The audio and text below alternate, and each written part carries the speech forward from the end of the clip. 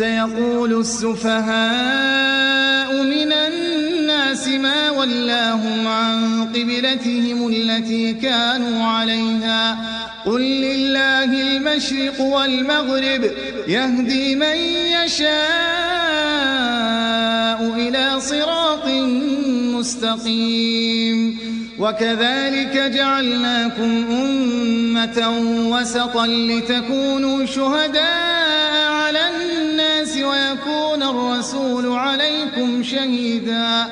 وما جعلنا القبلة التي كنت عليها إلا لنعلم من يتبع الرسول ممن ينقلب على عقبيه وإن كانت لكبيرة إلا على الذين هدى الله وما كان الله ليضيع إيمانكم إن الله بالناس لرؤوف رحيم قد نرى تقلب وجهك في السماء فلنولينك قبلة ترضاها فول وجهك شطر المسجد الحرام وحيث ما كنتم فولوا وجوهكم شطره وإن الذين أوتوا الكتاب ليعلمون أنه الحق من ربهم وما الله بغافل عما يعملون ولئن أتيت الذين أوتوا الكتاب بكل آية ما تبعوا قبلتك وما أنت بتابع قبلتهم وما بعضهم بتابع قبلة بعض ولئن اتبعت أهواءهم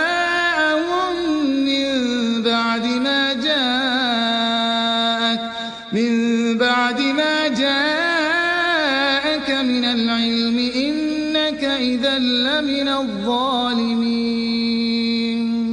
الذين آتيناهم الكتاب يعرفونه كما يعرفون أبناءهم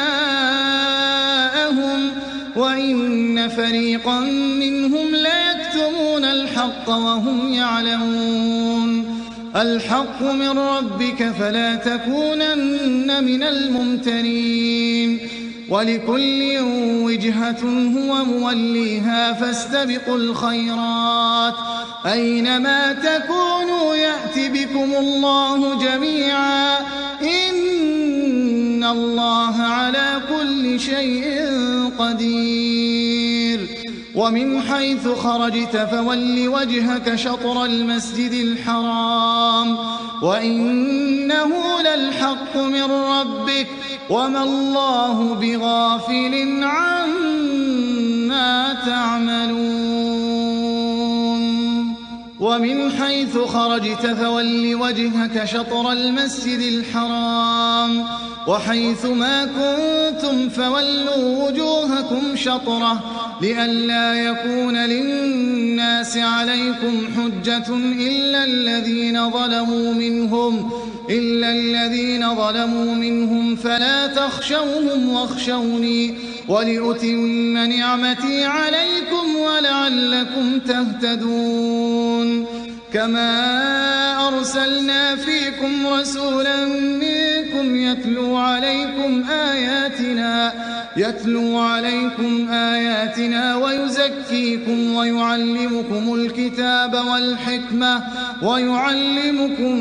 ما لم تكونوا تعلمون فاذكروني أذكركم واشكروا لي ولا تكفرون يا أيها الذين آمنوا استعينوا بالصبر والصلاة إن الله مع الصابرين ولا تقولوا لمن يقتل في سبيل الله أموات بل أحياء ولكن لا تشعرون ولنبلونكم بشيء من الخوف والجوع ونقص من الأموال والأنفس والثمرات وبشر الصابرين الذين إذا أصابتهم مصيبة قالوا إنا لله وإنا إليه راجعون أولئك عليهم صلوات من ربهم ورحمة وأولئك هم المهتدون إن الصفا والمروة من شعائر الله فمن حج البيت أو اعتمر فلا جناح عليه أن يطوف بهما ومن تطوع خيرا فإن الله شاكر عليم إن الذين يكتمون ما أنزلنا من البينات والهدى من بعد ما بيناه للناس في الكتاب أولئك يلعنهم الله ويلعنهم اللاعنون إلا الذين تابوا وأصلحوا وبينوا فأولئك أتوب عليهم وأنا التواب الرحيم إن الذين كفروا وماتوا وهم كفار أولئك عليهم لعنة الله والملائكة والناس أجمعين خالدين فيها لا يخفف عنهم العذاب ولا هم ينظرون وإلهكم إله واحد لا إله إلا هو الرحمن الرحيم إن في خلق السماوات والأرض واختلاف الليل والنهار والفلك التي تجري في البحر بما ينفع الناس وما أنزل الله من السماء من ماء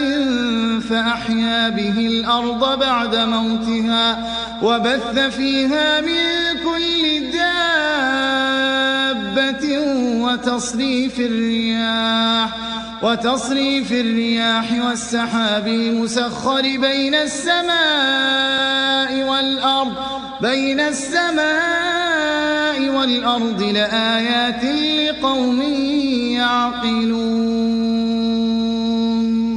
ومن الناس من يتخذ من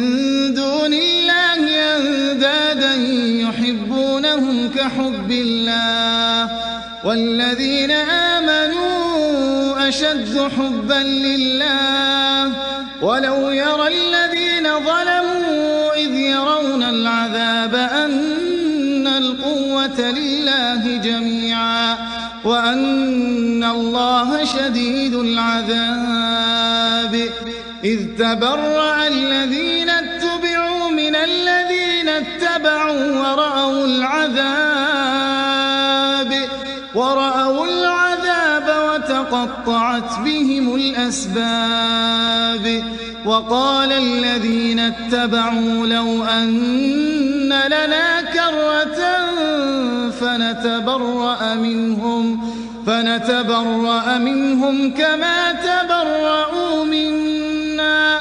كذلك يريهم الله أعمالهم حسرات عليهم وما هم بخارجين من النار يا أيها الناس كلوا مما في الأرض حلالا طيبا ولا تتبعوا خطوات الشيطان إنه لكم عدو مبين إنما يأمركم بالسوء والفحشاء وأن تقولوا على الله ما لا تعلمون وإذا قيل لهم اتبعوا ما أنزل الله قالوا بل نتبع ما ألفينا عليه آباءنا أولو كان آباؤهم لا يعقلون شيئا ولا يهتدون ومثل الذين كفروا كمثل الذي ينعق بما لا يسمع إلا دعاء ونداء صم بكم عمي فهم لا يعقلون يا أيها الذين آمنوا كلوا من طيبات ما رزقناكم واشكروا لله إن كنتم إياه تعبدون إنما حرم عليكم الميتة والدم ولحم الخنزير وما أهل به لغير الله فمن اضطر غير باغ ولا عاد فلا إثم عليه إن الله غفور رحيم إن الذين يكتمون ما أنزل الله من الكتاب ويشترون به ثمنا قليلا أولئك ما يأكلون في بطونهم إلا النار ولا يكلمهم الله يوم القيامة ولا يزكيهم ولهم عذاب أليم أولئك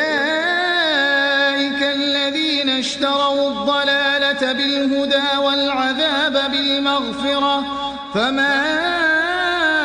أصبرهم على النار ذلك بأن الله نزل الكتاب بالحق وإن الذين اختلفوا في الكتاب لفي شقاق بعيد ليس البر أن تولوا وجوهكم قبل المشرق والمغرب ولكن البر من آمن بالله واليوم الآخر والملائكة والكتاب والنبيين وآتى المال على حبه ذوي القربى واليتامى والمساكين وابن السبيل والسائلين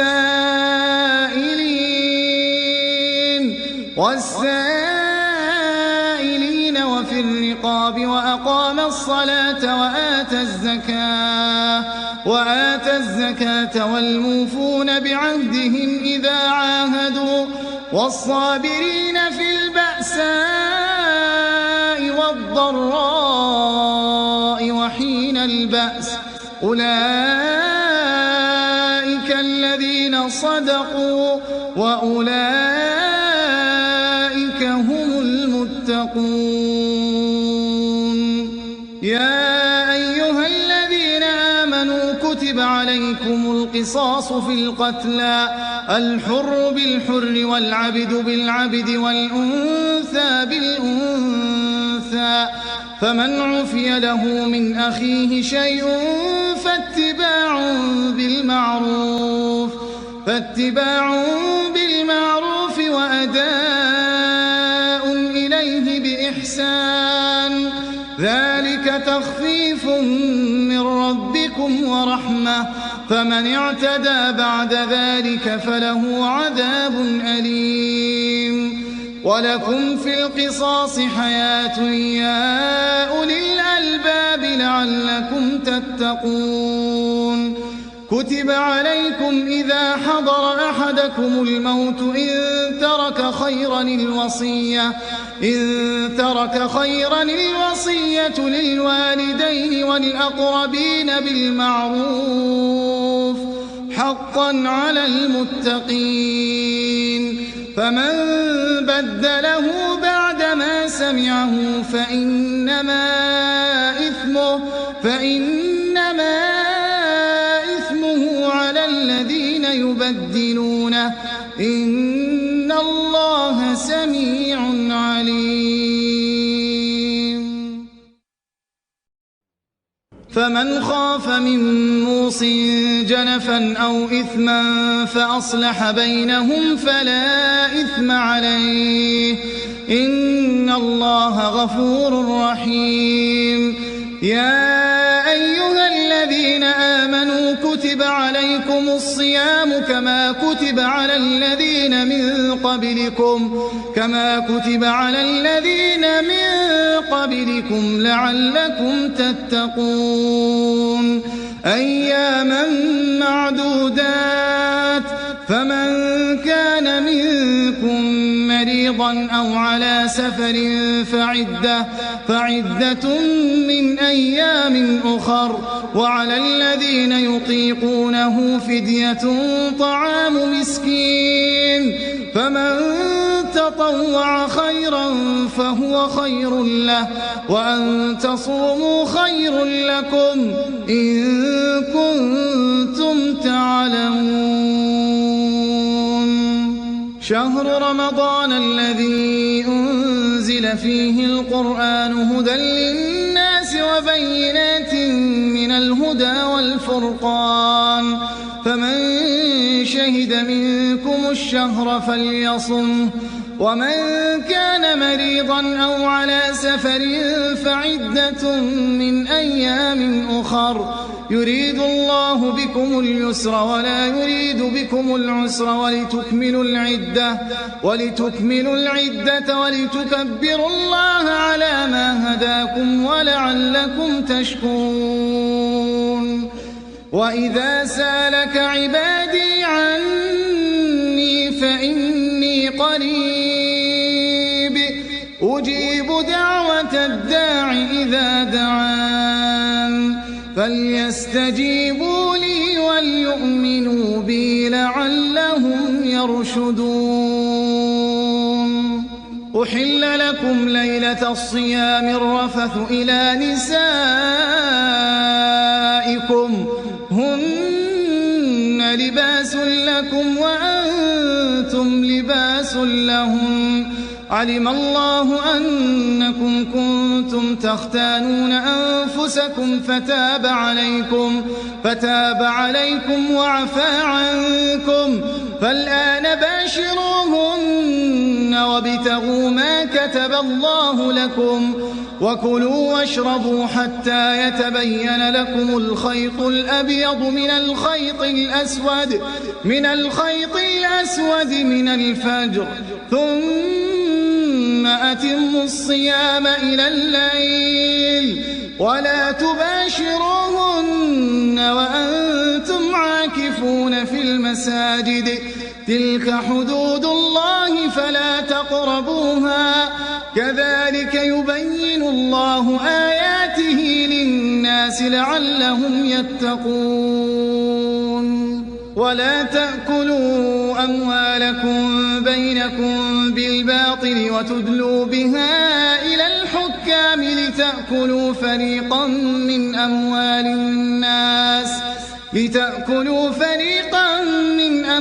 الناس بالإثم وأنتم تعلمون. يسألونك عن الأهلة قل هي مواقيت للناس والحج وليس البر بأن تأتوا البيوت من ظهورها ولكن البر من اتقى وأتوا البيوت من أبوابها واتقوا الله لعلكم تفلحون. وقاتلوا في سبيل الله الذين يقاتلونكم ولا تعتدوا إن الله لا يحب يحب المعتدين واقتلوهم حيث ثقفتموهم وأخرجوهم من حيث أخرجوكم والفتنة أشد من القتل ولا تقاتلوهم عند المسجد الحرام حتى يقاتلوكم فيه فإن قاتلوكم فاقتلوهم كذلك جزاء الكافرين فإن انتهوا فإن الله غفور رحيم وقاتلوهم حتى لا تكون فتنة ويكون الدين لله فإن انتهوا فلا عدوان إلا على الظالمين الشهر الحرام بالشهر الحرام والحرمات قصاص فمن اعتدى عليكم فاعتدوا عليه بمثل ما اعتدى عليكم واتقوا الله واعلموا أن الله مع المتقين وأنفقوا في سبيل الله ولا تلقوا بأيديكم إلى التهلكة وأحسنوا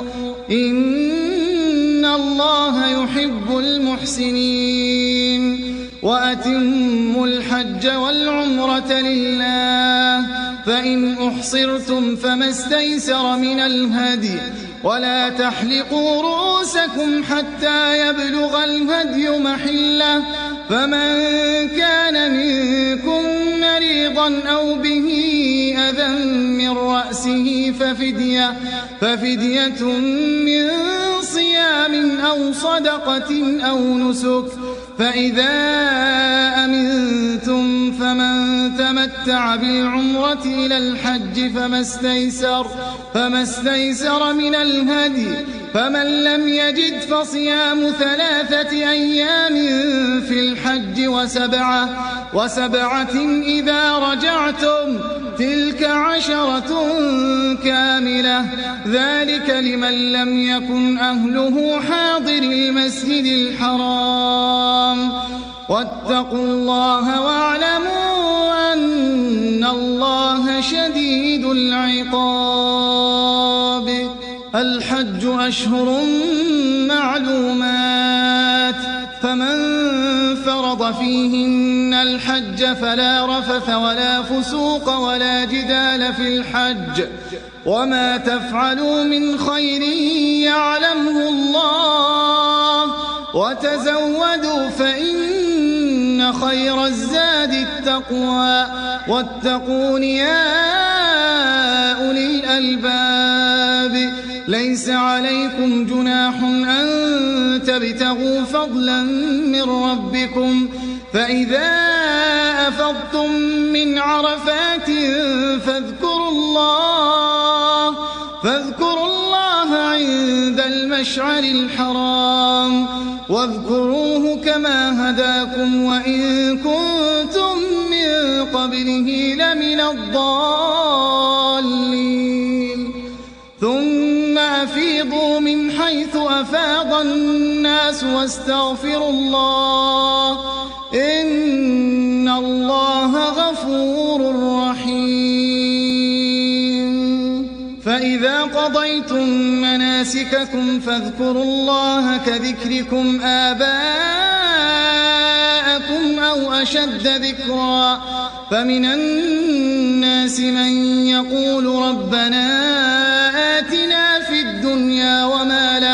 وما له في الآخرة من خلاق ومنهم من يقول ربنا آتنا في الدنيا حسنة وفي الآخرة حسنة وقنا عذاب النار أولئك لهم نصيب مما كسبوا والله سريع الحساب واذكروا الله في أيام معدودات فمن تعجل في يومين فلا إثم عليه ومن ومن تأخر فلا إثم عليه لمن اتقى واتقوا الله واعلموا أنكم إليه تحشرون ومن الناس من يعجبك قوله في الحياة الدنيا ويشهد الله على ما في قلبه وهو ألد الخصام وإذا تولى سعى في الأرض ليفسد فيها ويهلك الحرث والنسل والله لا يحب الفساد وإذا قيل له اتق الله أخذته العزة بالإثم فحسبه جهنم ولبئس المهاد ومن الناس من يشري نفسه ابتغاء مرضات الله والله رؤوف بالعباد يا أيها الذين آمنوا ادخلوا في السلم كافة ولا تتبعوا خطوات الشيطان إنه لكم عدو مبين فإن زللتم من بعد ما جاءتكم البينات فاعلموا أن الله عزيز حكيم هل ينظرون إلا أن يأتيهم الله في ظلل من الغمام والملائكة وقضي الأمر وإلى الله ترجع الأمور سل بني إسرائيل كم آتيناهم من آية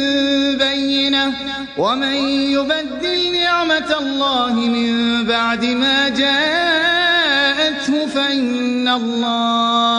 فإن الله شديد العقاب زين للذين كفروا الحياة الدنيا ويسخرون من الذين آمنوا والذين اتقوا فوقهم يوم القيامة والله يرزق من يشاء بغير حساب كان الناس أمة واحدة فبعث الله النبيين مبشرين ومنذرين وأنزل معهم الكتاب بالحق ليحكم بين الناس فيما اختلفوا فيه وما اختلف فيه إلا الذين أوتوه من بعد ما جاءتهم البينات بغيا بينهم فهدى الله الذين آمنوا لما اختلفوا فيه من الحق بإذنه والله يهدي من يشاء إلى صراط مستقيم أم حسبتم أن تدخلوا الجنة ولما يأتكم مثل الذين خلوا من قبلكم مستهم البأساء والضراء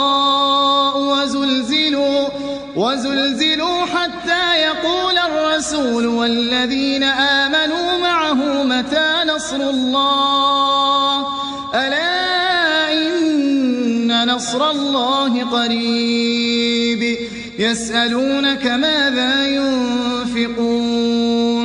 قل ما أنفقتم من خير فللوالدين والأقربين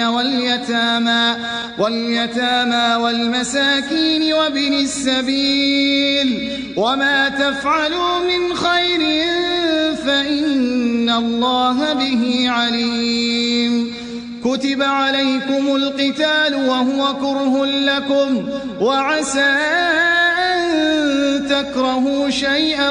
وهو خير لكم وعسى أن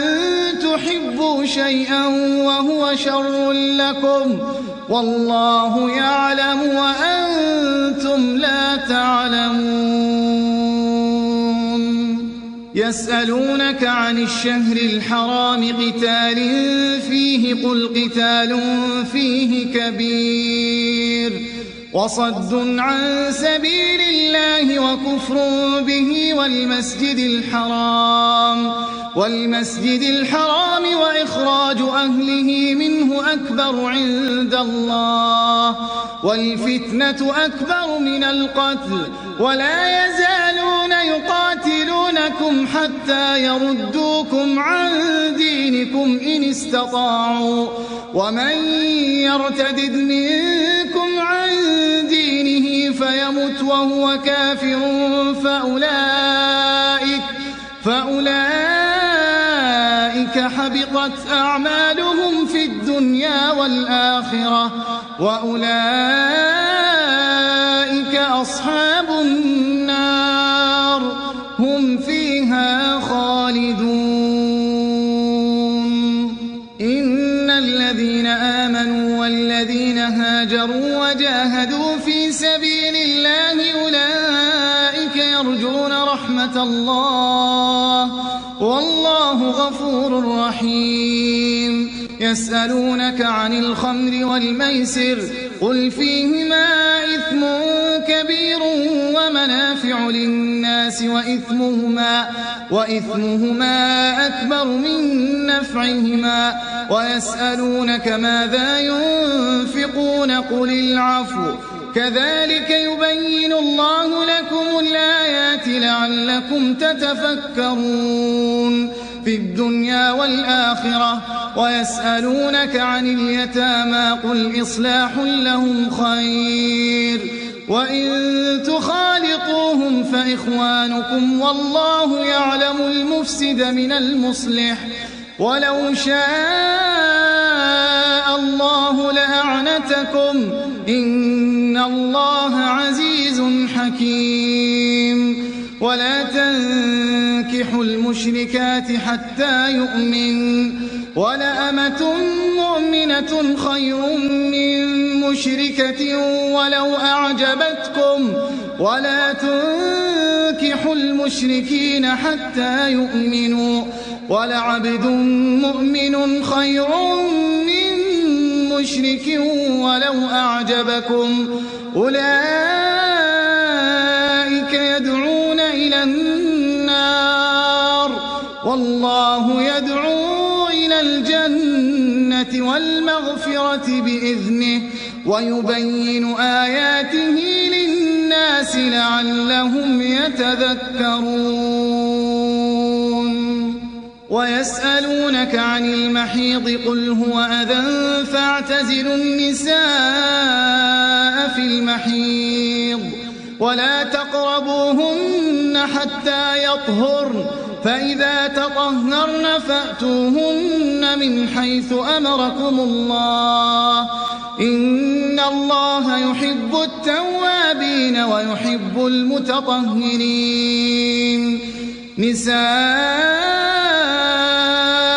حرث لكم فأتوا حرثكم أنى شئتم وقدموا لأنفسكم واتقوا الله واعلموا أنكم ملاقوه وبشر المؤمنين. ولا تجعلوا الله عرضة لأيمانكم أن تبروا وتتقوا وتصلحوا بين الناس والله سميع عليم. لا يؤاخذكم الله باللغو في أيمانكم ولكن يؤاخذكم بما كسبت قلوبكم والله غفور حليم. للذين يؤلون من نسائهم تربص 4 أشهر فإن فاءوا فإن الله غفور رحيم. وإن عزموا الطلاق فإن الله سميع عليم. والمطلقات يتربصن بأنفسهن 3 قروء ولا يحل لهن أن يكتمن ما خلق الله في أرحامهن إن كن يؤمن بالله واليوم الآخر وبعولتهن أحق بردهن في ذلك إن أرادوا إصلاحا ولهن مثل الذي عليهن بالمعروف وللرجال عليهن درجة والله عزيز حكيم. الطلاق 2 فإمساك بمعروف أو تسريح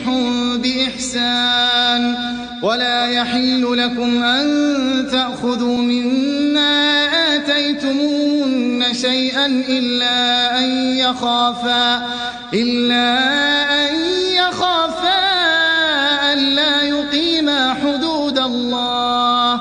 فإن خفتم ألا يقيما حدود الله فلا جناح عليهما فيما افتدت به تلك حدود الله فلا تعتدوها ومن يتعد حدود الله فأولئك هم الظالمون. فإن طلقها فلا تحل له من بعد حتى تنكح زوجا غيره فإن طلقها فلا جناح عليهما أن يتراجعا إن ظنا أن يقيما حدود الله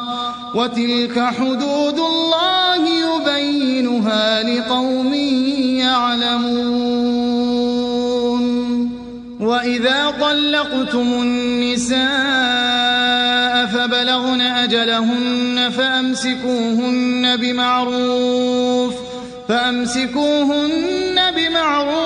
أو سرحوهن بمعروف ولا تمسكوهن ضرارا لتعتدوا ومن يفعل ذلك فقد ظلم نفسه ولا تتخذوا آيات الله هزوا واذكروا نعمة الله عليكم وما أنزل عليكم من الكتاب والحكمة يعظكم به واتقوا الله واعلموا أن الله بكل شيء عليم. وإذا طلقتم النساء فبلغن أجلهن فلا تعضلوهن أن ينكحن أزواجهن إذا تراضوا بينهم بالمعروف ذلك يوعظ به من كان منكم يؤمن بالله واليوم الآخر ذلكم أزكى لكم وأطهر والله يعلم وأنتم لا تعلمون. والوالدات يرضعن أولادهن حولين كاملين لمن أراد أن يتم الرضاعة وعلى المولود له رزقهن وكسوتهن بالمعروف لا تكلف نفس إلا وسعها لا تضار والدة بولدها ولا مولود له بولده وعلى الوارث مثل ذلك فإن أرادا فصالا عن تراض منهما وتشاور فلا جناح عليهما. وإن أردتم أن تسترضعوا أولادكم فلا جناح عليكم إذا سلمتم ما آتيتم بالمعروف واتقوا الله واعلموا أن الله بما تعملون بصير. والذين يتوفون منكم ويذرون أزواجا يتربصن بأنفسهن 4 أشهر و10 فإذا بلغن أجلهن فلا جناح عليكم فيما فعلن في أنفسهن بالمعروف والله بما تعملون خبير ولا جناح عليكم فيما عرضتم به من خطبة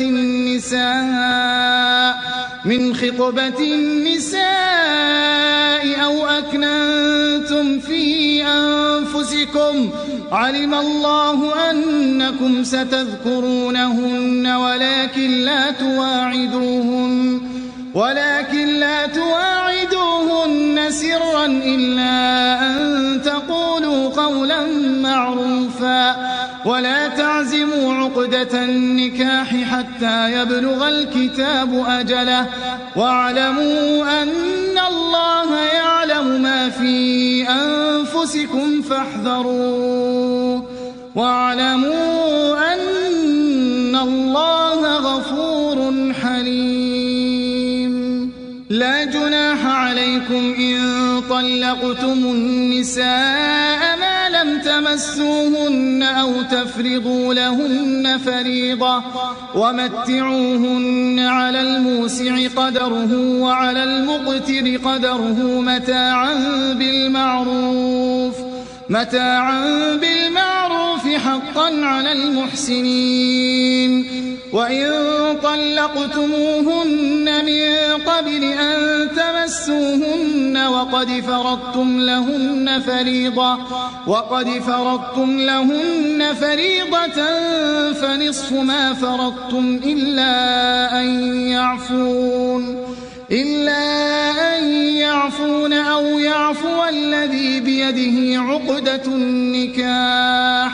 وأن تعفوا أقرب للتقوى ولا تنسوا الفضل بينكم إن الله بما تعملون بصير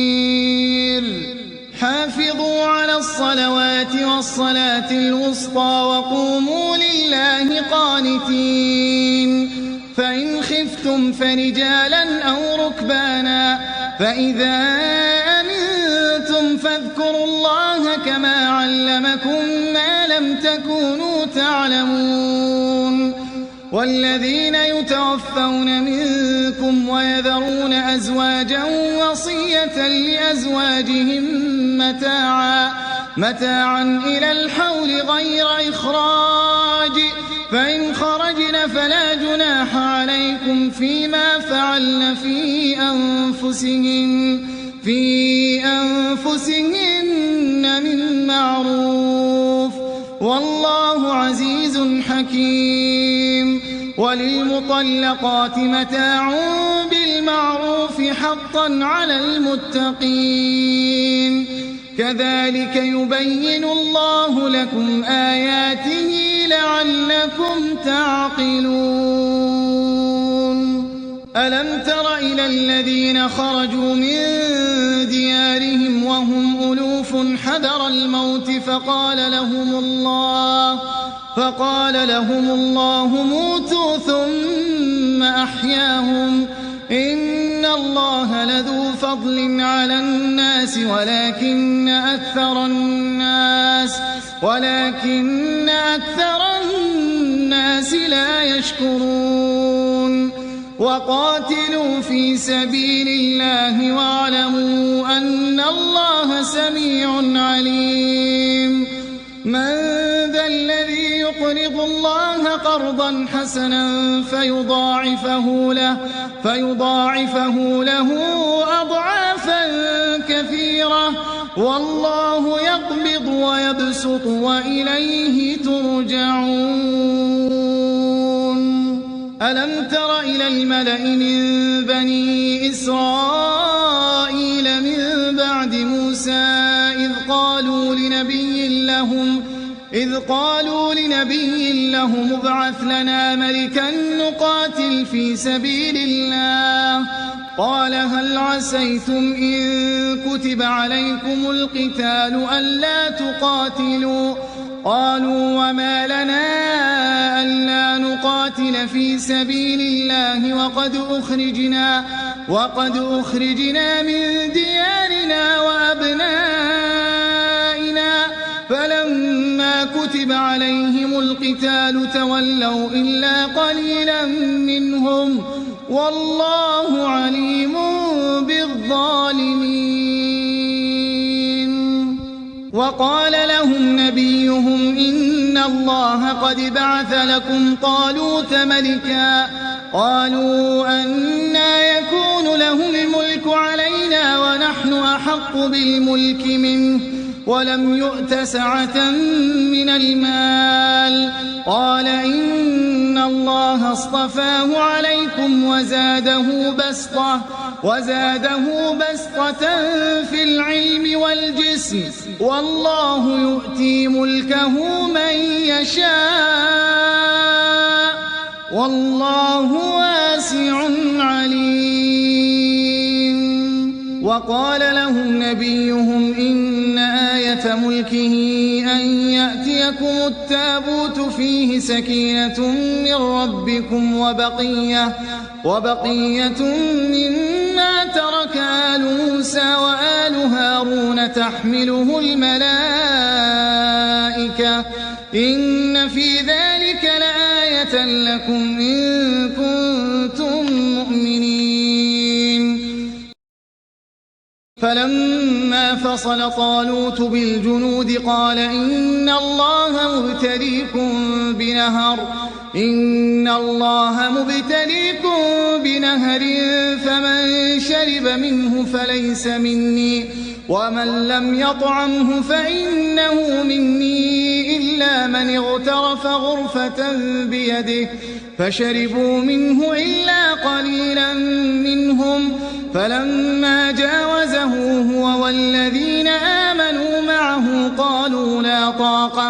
لا طاقة لنا اليوم بجالوت وجنوده قال الذين يظنون أنهم ملاقو الله كم من فئة قليلة غلبت فئة كثيرة بإذن الله والله مع الصابرين. ولما برزوا لجالوت وجنوده قالوا ربنا أفرغ علينا صبرا وثبت أقدامنا وانصرنا على القوم الكافرين. فهزموهم بإذن الله وقتل داود جالوت وآتاه الله الملك والحكمة وعلمه مما يشاء ولولا دفع الله الناس بعضهم ببعض لفسدت الأرض ولكن الله ذو فضل على العالمين. تلك آيات الله نتلوها عليك بالحق وإنك لمن المرسلين.